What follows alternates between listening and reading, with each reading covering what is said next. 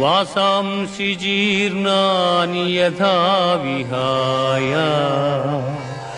నవాని గృహ్ణాతి నరోపరాణి తథా శరీరాణి విహాయ జీర్ణా అన్యాని సంయాతి నవాని దేహి.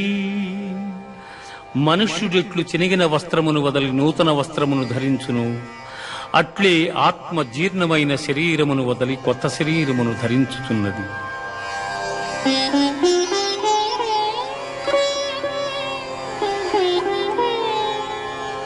నైనం ఛిందంతి శస్త్రాణి నైనం దహతి పావకః న చైనం క్లేదయంత్యాపో